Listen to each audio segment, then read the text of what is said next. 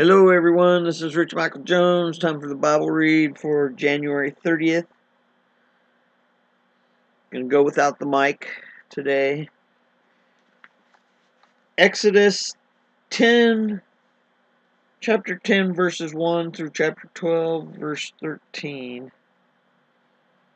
Let's see what's up with the Pharaoh today. Then the Lord said to Moses, "Return to Pharaoh and make your demands again.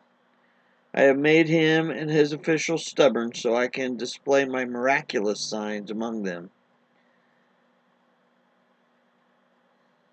I've also done it so you can tell your children and your grandchildren about how I made a mockery of the Egyptians and about the signs I displayed among them, and so you will know that I am the Lord." So God's just doing this to the Egyptians to make sure people are going to tell the story of how great God was. So Moses and Aaron went to Pharaoh and said, "This is what the Lord, the God of Hebrews, says. How long will you refuse to submit to me? Let my people go, so they can worship me. If you refuse, watch out, for tomorrow I will bring a swarm of locusts on your country. They will cover the land so that you won't be able to see the ground, and they will devour what little is left of your crops after the hailstorm, including all the trees growing in the fields. They will overrun your palaces and the homes of your officials and all the houses in Egypt. Never in the history of Egypt have your ancestors seen a plague like this one." And with that, Moses turned and left the Pharaoh. And Pharaoh officials now come to Pharaoh and appealed to him. "How long will you let this man hold us hostage? Let them go worship their Lord God. Don't you realize that Egypt lies in ruins?" So Moses and Aaron were brought back to Pharaoh. "All right," he told them, "go and worship the Lord your God, but who exactly will be going with you?" Moses replied, "We will all go, young and old, our sons and daughters and our flocks and herds. We must all join in celebrating a festival to the Lord." Pharaoh retorted, "The Lord will certainly need to be with you if I let you."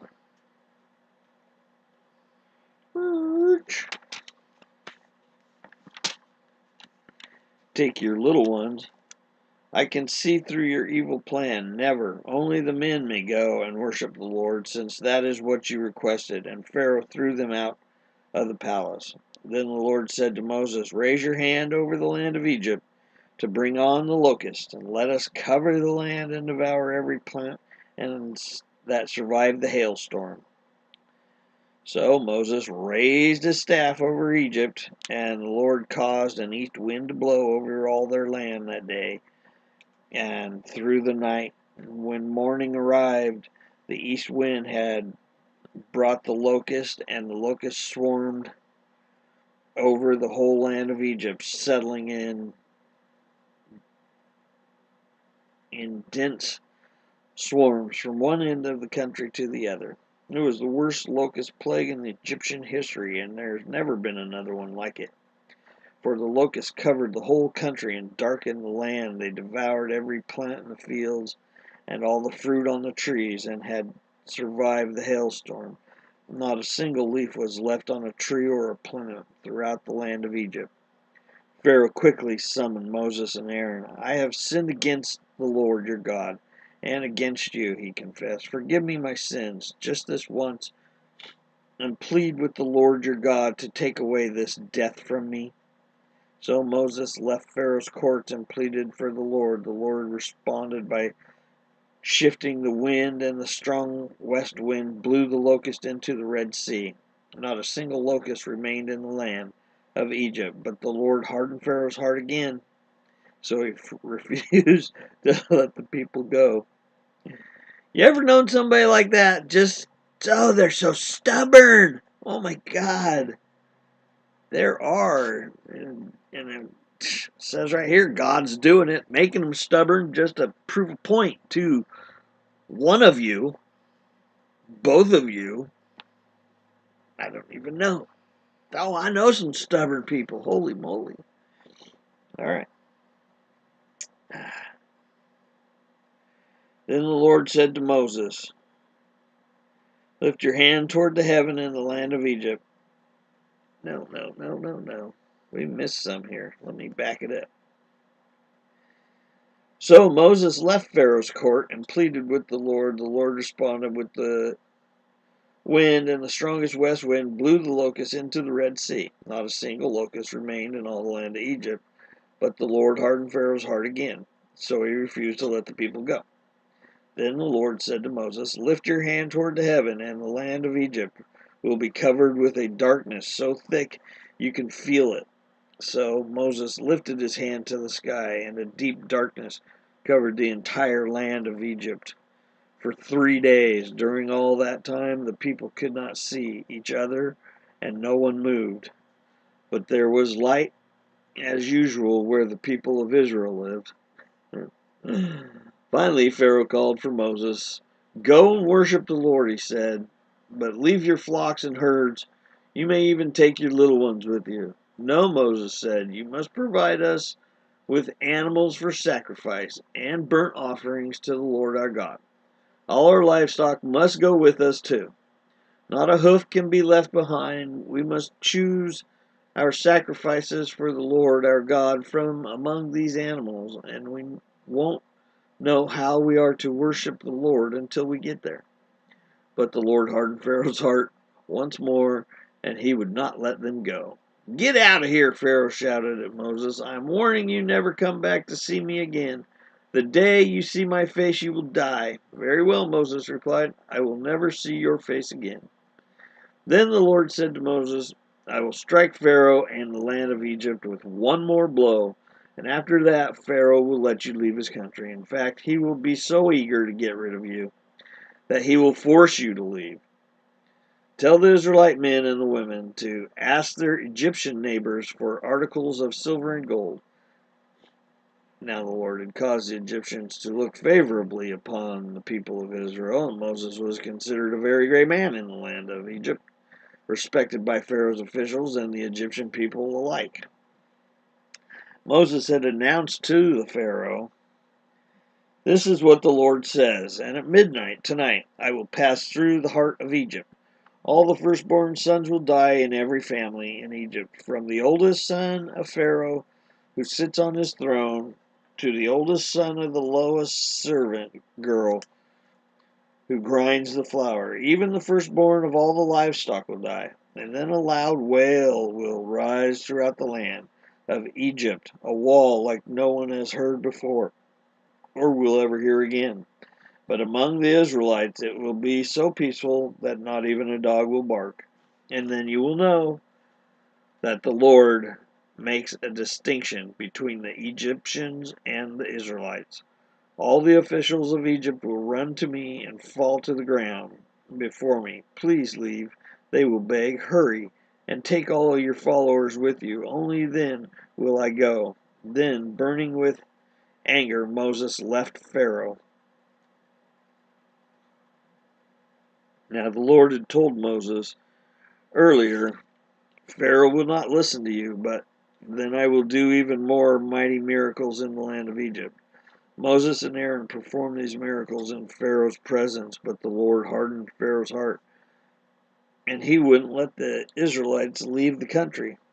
While the Israelites were still in the land of Egypt, the Lord gave the following instructions to Moses and Aaron. From now on this month, you will be the first of the year. This month will be the first month of the year for you. Announce it to the whole community of Israel that on the 10th day of this month, each family must choose a lamb or a young goat for a sacrifice, one animal for each household. If a family is too small to eat a whole animal, let them share with another family in the neighborhood. Divide the animals according to the size of each family and how much they can eat. The animal you select must be a 1-year-old male, either a sheep or a goat, with no defects. Take special care of this chosen animal until the evening of the 14th day of this first month. Then the whole assembly of the community in Israel must slaughter their lamb or young goat at twilight. They are to take some of the blood and smear it on the sides and the top of the door frames of the house where they eat the animal. That same night they must roast the meat over a fire and eat along with the bitter green salad and bread made without yeast. And do not eat any of the meat raw or boiled in water. The whole animal, including the head, legs, internal organs, must be roasted over a fire, and do not leave any of it until the morning. Burn whatever is not eaten before the morning. Dinner. These are your instructions for eating this meal. Be fully dressed and wear your sandals. Carry your walking sticks in your hand. Eat the meal with urgency, for this is the Lord's Passover. On that night I will pass through the land of Egypt and strike down every firstborn son and firstborn male animal in the land of Egypt. I will execute judgment against all the gods of Egypt, for I am the Lord. But the blood on your doorposts will serve as a sign, marking the houses where you are staying. And when I see the blood, I will pass over you. This plague of death will not touch you when I strike the land of Egypt. The beginning of Passover was made. Matthew, this is New Testament, Matthew 20, verses 1 through 28. For the kingdom of heaven is like the landowner who went out early one morning to hire workers for the vineyard. He agreed to pay the normal daily wage, and sent them out to work. Do you hear the beginning of this? The kingdom of heaven is like the landowner. So heaven is like this landowner here. He's going around hiring people all day long. All right, went out early in the morning to hire workers for his vineyard. He agreed to pay the normal daily wage and sent them out to work. At 9 o'clock in the morning, he was passing through the marketplace and saw some people standing around doing nothing. So he hired them, telling them he would pay them whatever was right at the end of the day. So they went to work in the vineyard at noon, and again at 3 o'clock he did the same thing. At 5 o'clock in the afternoon, he was in town again and saw some more people standing around. He asked them, why haven't you been working today? They replied, because no one hired us. The landlord told him, then go out and join the others in my vineyard. That evening he told the foreman, call the workers in and pay them, beginning with the last workers first. And then those hired at 5 o'clock were paid, each receiving a full day's wage. Then those hired first came to get their pay. They assumed they would receive more, but they too were paid a day's wage. When they received their pay, they protested to the landowner. Those people worked only 1 hour, and yet you have paid them just as much as you paid us, who worked all day in the scorching heat. He answered one of them, friend, I haven't been unfair. Didn't you agree to work all day for your usual wage? Take your money and go. I wanted to pay the last worker the same as you. Is it against the law for me to do what I wish with my money? Should you be jealous because I am kind to others? So those who are last now will be first, then, and those who are first will be last. So, it's simple. Heaven's like that. If you died 1,000 years ago, you're in heaven. Okay, well, we're here cleared down to the end, and when we die, we'll go to heaven, and it'll be just the same as 1,000 years ago if we'd have started there then. God gives the same heaven to everybody. So, as Jesus was going up to Jerusalem, he took the 12 disciples aside privately and told them what was going to happen to him.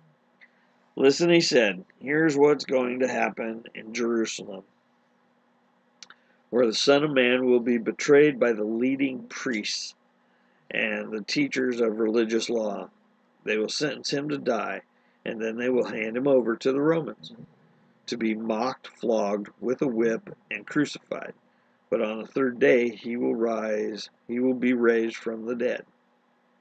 Then the mother of James and John, the son of Zebedee, came to Jesus with her sons, and she knelt respectfully to ask a favor. What is your request? He asked. She replied, in your kingdom, please let my two sons sit in places of honor next to you, one on the left and one on your right. But Jesus answered by saying to them, you don't know what you are asking. Are you able to drink from the bitter cup of suffering I am about to drink? Oh, yes, they replied, we are able. And Jesus told them, you will indeed drink from my bitter cup, but I have no right to say who will sit on my right or my left. My Father has prepared those places for the ones he has chosen. And when the 10 other disciples heard what James and John had asked, they were indignant. But Jesus called them together and said, you know that the rulers of this world lord it over their people, and officials flaunt their authority over those under them. But among you it will be different. Whoever wants to be a leader among you must be your servant, and whoever wants to be first among you must become your slave. For even the Son of Man came not to be served, but to serve others, to give his life as a ransom for many. Then we have Psalms 25, verses 1 through 15. Lord, I give my life to you. I trust in you, my God. Do not let me disgrace or let my enemies rejoice in my defeat. No one who trusts in you will ever be disgraced, but disgrace comes to those who try to deceive others. Show me the right path, O Lord. Point out the road for me to follow. Lead me by your truth and teach me, for you are the God who saves me all day long. I put my hope in you. Remember, O Lord, your compassion and unfailing love, which you have shown from long ages past. Do not remember the rebellious sins of my youth. Remember me in the light of your unfailing love. For you are merciful, O Lord. The Lord is good and does what is right. He shows the proper path to those who go astray, and he leads the humble in doing right, teaching them his way. The Lord leads with unfailing love and faithfulness all who keep his covenant and obey his demands. For the honor of your name, O Lord, forgive my many, many sins. Who are those who fear the Lord? He will show them the path they should choose. They will live in prosperity, and their children will inherit the land. The Lord is a friend to those who fear him. He teaches them his covenant. My eyes are always on the Lord, for he rescues me from the traps of my enemy. Well, Proverbs 6, verses 6 through 11. Take a lesson from the ants, you lazy bones. Learn from their ways and become wise. Though they have no prince or governor to rule or to make them work, they labor hard all summer, gathering food for the winter. But you lazy bones, how long will you sleep? When will you wake up? A little extra sleep, a little more slumber, a little folding of the hands to rest. Then poverty will pounce on you like a bandit. Scarcity will attack you like an armed robber. Pow! Oh my, I think somebody might have snuck in and saw me this morning. God bless you.